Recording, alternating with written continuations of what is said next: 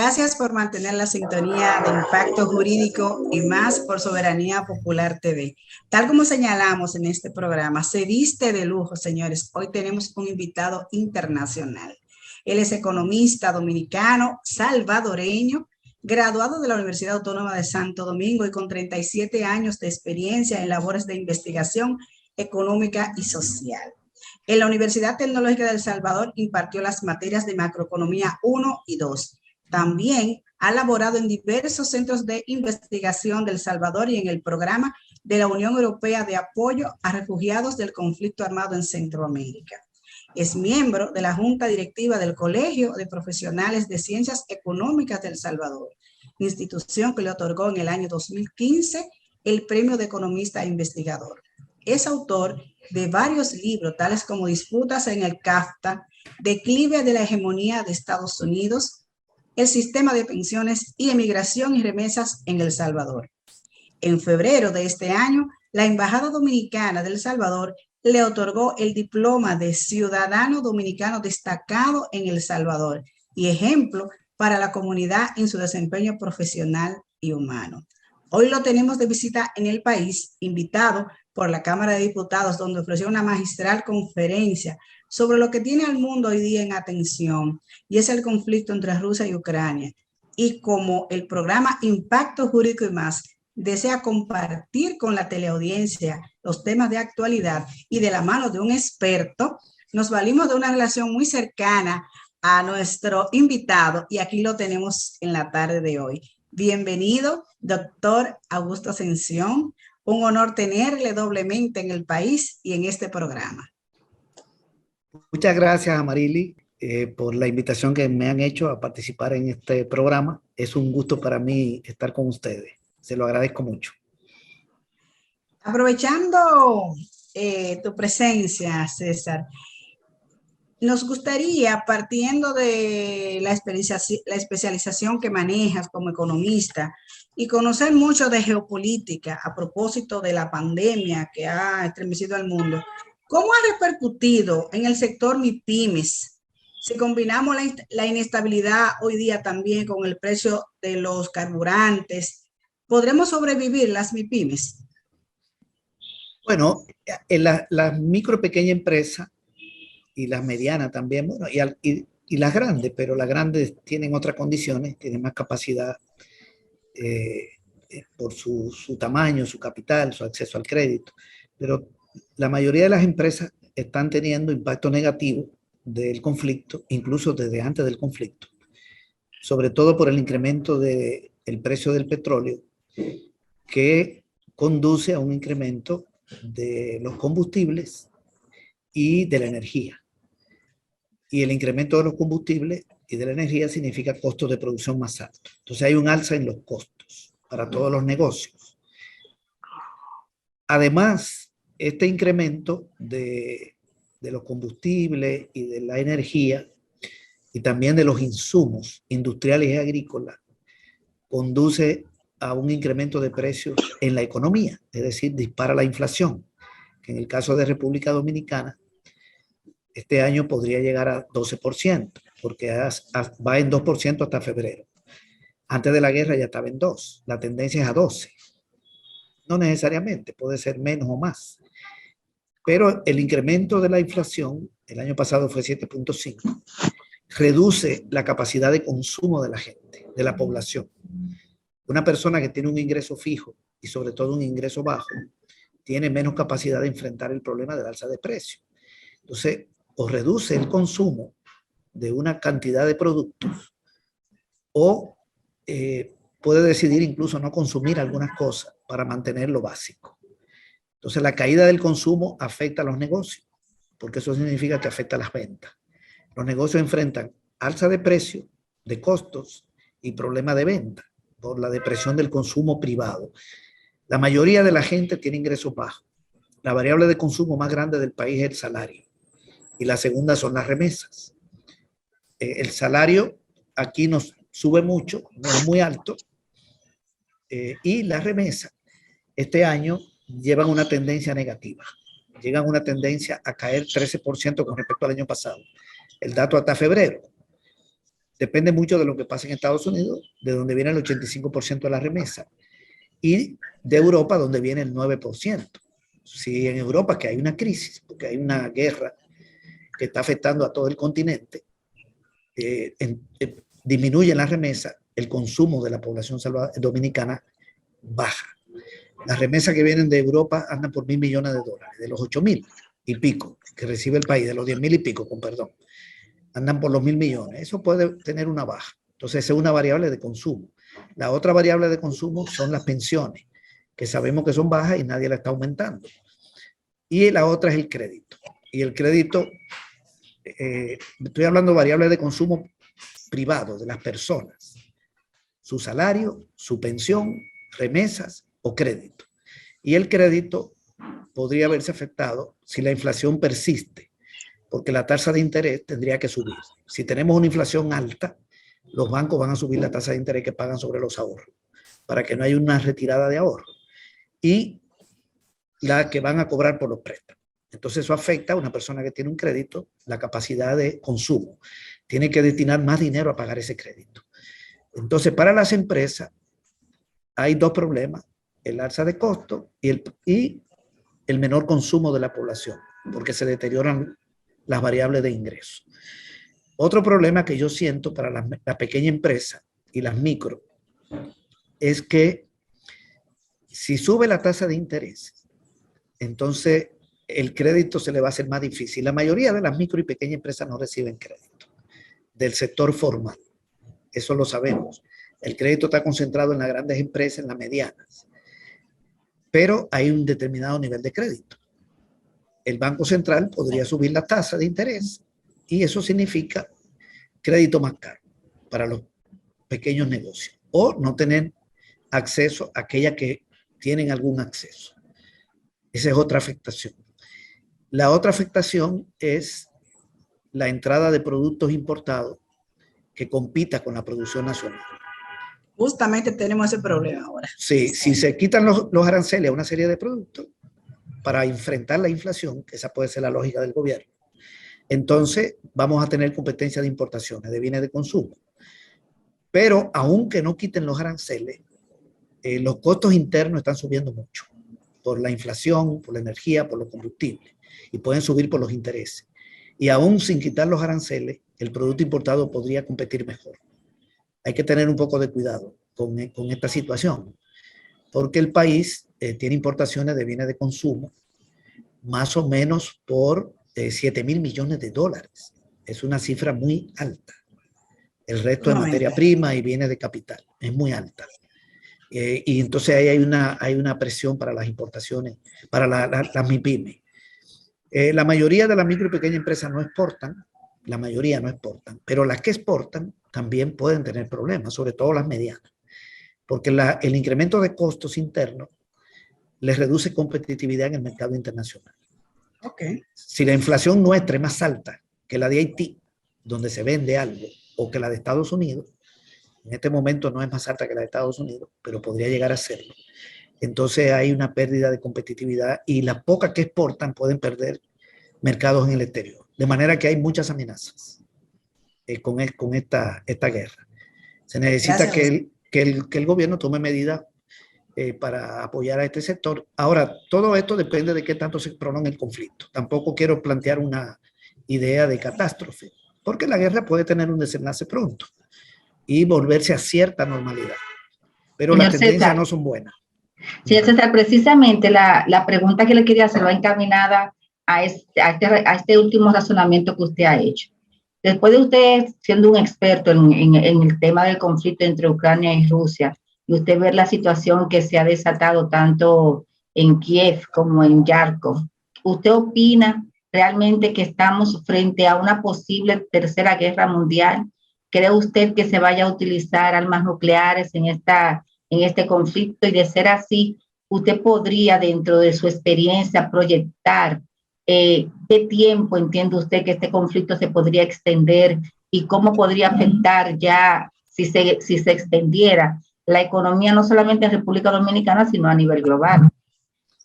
Bueno, yo creo que no vamos a llegar a nivel de una guerra de dimensiones mundiales y con uso de armas nucleares, porque si eso ocurriera, la humanidad no sobrevive. La humanidad perece. No, si esa es la decisión de las grandes potencias, estamos ante el peligro de la extinción de la especie humana, porque solo con que Rusia destruya sus armas nucleares o que la destruya Estados Unidos en su propio territorio, el planeta desaparece, la especie humana. Por lo tanto, esa es una destrucción mutua. El nivel de desarrollo técnico de las armas no da para una guerra. Por eso las guerras son como más focalizadas. Guerras en Irak, guerras en Libia, guerra en Siria, guerra en Yemen, se enfrentan ahí, pero ya de esa dimensión yo espero que no, porque entonces ahí desaparecemos. Y me da la impresión de que puede haber una solución en el corto plazo. Esto es difícil de prever, es una hipótesis complicada, pero a mí me parece que esta guerra no va a llegar muy lejos, porque para Europa es muy complicado. Aquí los que pierden con esta guerra son primero Ucrania, que está teniendo mucha destrucción de vidas humanas, personas muertas, desaparecidas, heridas, una migración que ya anda por los 8 millones de personas que se han ido de Ucrania, se van para Polonia, para otros países de Europa. Es muy duro, y el daño en la infraestructura. Polonia no tiene capacidad militar para sobrevivir en una guerra con Rusia. Tiene que buscar una negociación. Entonces, ahí hay un daño. Hay otro daño para Europa, el resto de Europa, porque en este momento han subido los precios del petróleo y del gas. Y países como Alemania, Francia e Italia no tienen una gota de petróleo. Esos tres países tienen el 65% del Producto Interno Bruto de Europa. O sea que cuando uno habla de Europa, de la Unión Europea, tiene que centrarse en tres grandes economías, que son Alemania, Francia e Italia. El resto son pequeñas. Y son muy dependientes del gas ruso y del gas de otros países, de países árabes, y del petróleo. Por ejemplo, Alemania trae de Rusia, o la Unión Europea, más del 30% del petróleo y más del 40% del gas y del carbón. Esas tres fuentes de energía son el 90% de la energía mundial. El otro 10% es energía nuclear, eólica, hidráulica. Ahí se centra la energía mundial. Y ya le están subiendo los costos a Europa. Y también con las sanciones a Rusia, Europa pierde, porque Europa deja de venderle a Rusia lo que le vendía y no tiene cómo buscar otros mercados. Entonces los europeos tienen que buscarle una salida por su bien. Además están incrementando los gastos militares, le están comprando armas a Estados Unidos. Ya Alemania decidió subir su presupuesto en 100 mil millones de dólares. Y las armas para Alemania no sirven para nada, porque a Alemania nadie le va a invadir. Eso es un derroche de dinero. Y Estados Unidos tiene el 45% de la producción mundial de armas. Entonces, ¿de qué sirve eso? Entonces ahí hay tres daños para Europa: gastos militares, energía más cara y caída de sus exportaciones. Además le suben los costos por la inflación y pierden competitividad frente a China, frente a Taiwán, frente a Corea del Sur, frente a Hong Kong, a Singapur, a todos esos países asiáticos que tienen mano de obra barata. Entonces Europa tiene que buscarle una solución. El otro que pierde, relativamente, pierde por una parte pero gana por otro, es Rusia. Porque Rusia está desprestigiada por ser un país que invadió a otro, y las sanciones de la Unión Europea le dan algún nivel de afectación, pero tiene también otras ventajas. Una, que puede ganar la guerra y garantizar que Ucrania no entre en la OTAN, y liberar 2 repúblicas de la zona del Donbass que está fronteriza con Rusia, en el oriente de Ucrania, que son autonomías como Cataluña, como el País Vasco, y que van a terminar independientes, lo más probable en la negociación, y normaliza sus fronteras. Y además tiene capacidad de comprar en China, en la India, en Brasil, en Argentina, en Uruguay, la comida, los alimentos, etcétera, porque tiene más de 600 mil millones de dólares de reserva monetaria. Entonces se puede pasar 6 meses importando, a pesar de que le caigan sus exportaciones. Y puede vender también el petróleo en China, y puede vender el trigo en Pakistán, ya lo están comprando. De manera que Rusia no tiene tanto impacto como se maneja. Hay un ganador grande que es Estados Unidos, que vende armas, que vende gas. Y que ha desprestigiado a Rusia, porque medio se forzó esa guerra ahí por la entrada de Ucrania a la OTAN, y Rusia queda mal. Pero al final yo creo que va a haber una negociación que va a implicar que Ucrania no entre a la OTAN, Rusia se retira de Ucrania, retira sus tropas, y quedan liberadas 2 repúblicas del este y ampliado un poco Crimea. que está en el Mar Negro, donde hay una base rusa, y Crimea es rusa. Yo creo que Ucrania y los países de Europa pudieron haber evitado esto, garantizando ya que Ucrania no entrara en la OTAN, pero hubo demasiado forcejeo. Finalmente eso se va a resolver. Entonces, si mi hipótesis es equivocada y esta guerra dura todo el año, los impactos internacionales son terribles, porque el precio del petróleo va a llegar a $200. Y aquí la gasolina se va a meter en $20, en $10. Hoy está más o menos en $5. Estoy dando el dato en dólares. Pero a mí me parece que no da para tanto. Yo creo que viene una solución en el corto plazo. Y finalmente los impactos van a ser un poco menos, pero siempre va a haber impactos negativos. Por ejemplo, el turismo aquí también ya está siendo afectado porque el 15% del turismo viene de Europa y los europeos van a viajar menos. Y el 30% de ese 15% viene de Rusia y Ucrania. Pero una solución en un mes, para poner una fecha, digamos, no necesariamente lo que estoy diciendo va a ocurrir, implica que hay que relativizar los impactos. Bueno, don César, nosotros debemos irnos a una pausa, pero antes de cumplir con nuestros anunciantes, queremos dejar una pregunta. Desde su punto de vista, ¿cuál es la importancia de la OTAN en medio de este conflicto? Porque Rusia se opone a que Ucrania forme parte de este organismo, pero esa respuesta usted nos la va a dar cuando regresemos. Así que, amigos televidentes, mantengan la sintonía.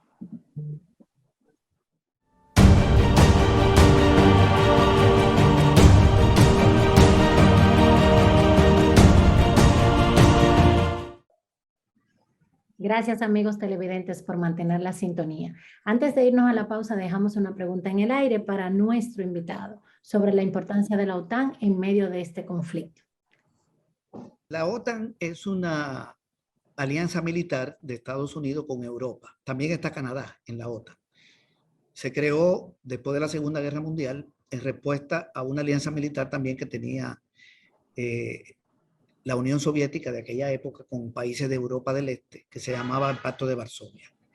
Entonces, ahí en Europa hay más de 500 bases militares, la mayoría con militares de Estados Unidos. Se creó como para, según su objetivo inicial, frenar la expansión de la Unión Soviética. Esa expansión nunca se dio, finalmente la Unión Soviética se disolvió, terminó la Guerra Fría, pero la OTAN no se disolvió el Pacto de Varsovia, la OTAN sigue existiendo y se extendió a países del este europeo que eran aliados de Rusia, como Rumanía, Hungría, Albania, y también Checoslovaquia, la República Checa, Yugoslavia. Incluso hay 2 repúblicas que son fronterizas con Rusia, que pertenecen a la Unión Soviética, Letonia y Lituania, donde también está la OTAN, y ahí hay bases militares. Pero son países muy chiquitos, no son como Ucrania, que es un país más grande que Francia, tiene más de 600.000 kilómetros cuadrados. Entonces la OTAN tiene armas nucleares, bases militares de Estados Unidos en Europa. Lo que alega Rusia es que esa expansión de la OTAN hacia el oriente pone en riesgo su seguridad. Y es como que Rusia quiera poner una base militar ahí en México, en Monterrey, por un acuerdo con el gobierno de México. Bueno, México es un país soberano, puede llegar a ese acuerdo con Rusia, poner una base militar en la frontera con Estados Unidos, pero eso pone en riesgo la soberanía de Estados Unidos. Estados Unidos me imagino que no lo permitiría. Trataría de negociar que eso no ocurra. Incluso los tratados internacionales dicen que la defensa de la soberanía nacional es válida, pero no pueden poner en riesgo la seguridad de otro Estado. Entonces, Rusia no quiere que Ucrania entre en la OTAN, porque si entra, automáticamente habrán bases militares en Ucrania. Ese es como el detonante del conflicto. Yo creo que finalmente Ucrania no va a entrar en la OTAN, porque es demasiado peligroso eso. Ucrania puede declararse un territorio neutral, sin presencia rusa y sin presencia de la OTAN. Pueden entrar a la Unión Europea, que es otra cosa, porque hay países de la Unión Europea que no son de la OTAN, como por ejemplo en Noruega. En Noruega no hay bases militares de la OTAN.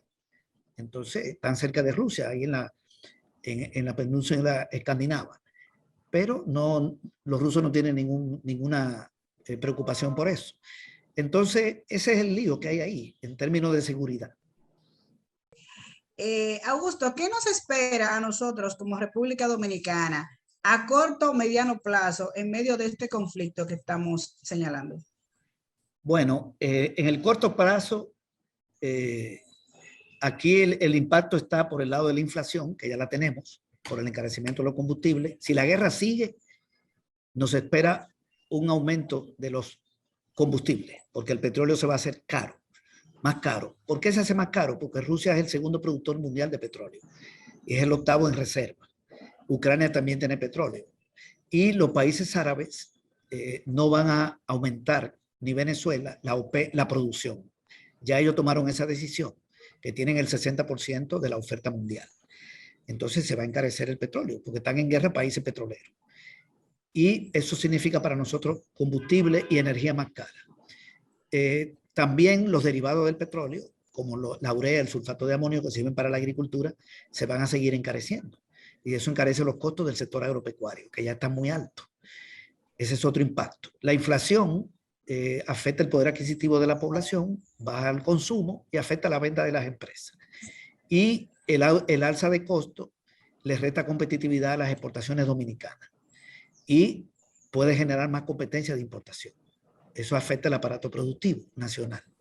Lo otro es el turismo. 15% viene de Europa.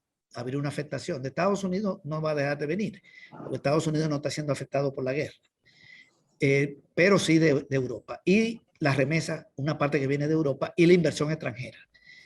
El 32% viene de Estados Unidos, pero hay mucha inversión de España y de países europeos, bastante alta, que también se vería afectada. Por lo tanto, 4 fuentes de divisas nuestras, de generación de dólares, van a ser afectadas. Exportación, remesa, exportación de bienes, turismo, remesa e inversión extranjera. Eso puede generar una cierta escasez de dólares que obligue al Banco Central a provocar una devaluación del peso. Por el momento hay una fortaleza que tiene la economía, y es que el Banco Central tiene 12.500 millones de dólares de reserva. Con esa cantidad de dinero puede pasarse 7 meses importando sin recibir $1 de exportación. Es decir, aquí hay dólares para enfrentar el problema. Por eso, si la guerra termina rápido, todo lo que acabo de decir, hay que darle un carácter un poquito más relativo. Sería un daño, pero mucho más chiquito. Si la guerra se lleva el año, sin duda se van a agotar las reservas monetarias y puede venir una devaluación por escasez de dólares. Y eso tiene un impacto muy negativo, porque la devaluación encarece todas las importaciones, los costos de producción, dispara la inflación, afecta el poder adquisitivo. Es muy delicado que la prima vaya a subir. Pero todo eso son riesgos que hay, porque la República Dominicana no incide en ese conflicto. Nosotros no somos un país que tenga capacidad de influir para que esa guerra termine o no termine. Entonces, aquí hay que irse preparando. Yo lo que creo es que la guerra no va a durar mucho y que debemos esperar una solución en el corto plazo. Señor César, nosotros no queremos dejar que usted se vaya sin sacar el último provecho de su participación. Y sabemos que usted es un gran economista y queremos para que usted brevemente nos deje a nuestros teleaudiencia con una duda con relación a las criptomonedas, que sabemos que usted es un real experto también. ¿Qué usted opina de las criptomonedas? ¿Por qué invertir en criptomonedas? ¿Cuáles de las criptomonedas usted entiende que es la que tiene más futuro en la economía? Bueno, ese concepto es el que se maneja, pero en realidad son criptoactivos. El Bitcoin, por ejemplo, que es una de las más usadas y es la peor porque es la más volátil con respecto al dólar. Cualquier otra no es volátil. El que quiera comprar, mejor que utilice una que no cambie mucho, a no ser que lo que quiera es apostar. Porque el Bitcoin puede amanecer hoy en 40 y mañana estar en 60. Si alguien compra un Bitcoin con $40,000 y mañana está en 60, se ganó 20,000, lo vende de una vez. Pero en realidad no son monedas, son activos. El que tiene un Bitcoin es como el que tiene un terreno o que tiene un vehículo valorado en $40,000 o una casa valorada en $40,000. No tiene funciones de dinero, ni siquiera en El Salvador, donde se adoptó como moneda de curso legal. No es moneda, porque una moneda tiene 4 funciones. Primero, unidad de cuenta. Los precios se fijan en dinero. Eso quiere decir unidad de cuenta. En República Dominicana los precios y la tarifa de los servicios están en pesos. Y en El Salvador están en dólares. No hay nada en Bitcoin. Si tú vas a una farmacia, el precio está en dólares. No hay ningún precio. Segunda función es medio de pago. Los salarios se pagan en dinero. Aquí se pagan en pesos. Y las pensiones en El Salvador se pagan en dólares, incluyendo el salario del presidente de la República. Todo está en dólares. Tercera función es medio de atesoramiento, porque el dinero expresa valor y sirve como reserva para una persona, lo atesora. Entonces, los ahorros en Dominicana están en pesos y en dólares. En El Salvador están en dólares, todos. Hay 12.000 millones de dólares en ahorro y un circulante de 5.400 millones de dólares. La base monetaria está en 17.400, en más de 17.400. Y la última función es medio de intercambio. Es decir, que usted entrega dinero y compra una mercancía. Si usted va a un supermercado aquí, entrega pesos y le dan una mercancía. De manera que el peso, los precios están en pesos, los ahorros en pesos, los salarios en dólares y usted compra en pesos. En El Salvador usted llega, los salarios están en dólares, los precios están en dólares, los ahorros están en dólares y la gente compra con dólares. El Bitcoin no existe. Lo que hizo el gobierno fue comprar Bitcoin por 90 millones de dólares, que no es una moneda salvadoreña, no la puede emitir el Banco Central, es un activo privado, que lo emiten privado. Es como que una persona compra un vehículo, compra un activo llamado Bitcoin, solo que es virtual, no es físico. El gobierno compró por 90 millones, se lo dio a 3 millones de gente, $30 cada uno en Bitcoin, para que la gente abriera la billetera digital, hizo la aplicación, se lo colocaron y la gente compró y gastó los 90 millones y los negocios luego le mandaron ese dinero a un banco del Estado que se llama Bandesal y Bandesal le mandó dólares, de manera que el Bitcoin volvió al banco. Y 90 millones de dólares para una base monetaria de 17.000 y pico de millones no llega ni al 1%. De manera que no hay ningún país donde el Bitcoin sea moneda de curso legal, no tiene funciones de dinero. Ahora, para eso no se necesita una ley. Una persona puede comprar Bitcoin sin que haya una ley. Aquí lo puedes hacer porque es un activo privado, es un negocio entre privados y no es ilegal. Si yo tengo $40.000, le compro un Bitcoin a alguien que me lo quiera vender. Si bajó de precio, me fue mal. Si subió de precio, me fue bien. Es una apuesta, es un casino. Entonces yo, al que quiere apostar, bueno, me parece que es un buen negocio. Es como entrar a un casino. Creo que eso tiene que ser un solo programa, señor César. Eso no tiene nada que ver con el pueblo. El pueblo no puede estar apostando. En El Salvador hay 5 millones de gente que no tiene nada que ver con apuestas, que son pensionados, veteranos de guerra, campesinos, empleados públicos, microempresarios, 1 millón de microempresarios, 63% mujeres que no tienen nada que ver con eso. Eso no va a ser moneda, eso es un activo privado. Un activo privado. Señores, excelente, gracias. Soberanía Popular TV, el tiempo nos queda corto con un especialista de la talla de César Augusto Ascensión Villalona. De verdad que haciendo acopio a uno de los artistas que yo sé que es de su preferencia, caminante no hay camino, se hace camino al andar. Realmente has andado mucho por el mundo, has aprendido mucho y nos estás enseñando mucho, César Augusto. Felicidades, gracias por estar en el país, señores. Soberanía Popular TV llega a su final, queridas compañeras. Feliz fin de semana, un lujo de programa, un abrazo desde aquí y que tengas feliz regreso a El Salvador. Augusto Ascensión. Muchísimas gracias a ustedes y brindo por ustedes y por Joan Manuel Serrano. Amén. Gracias por su presencia.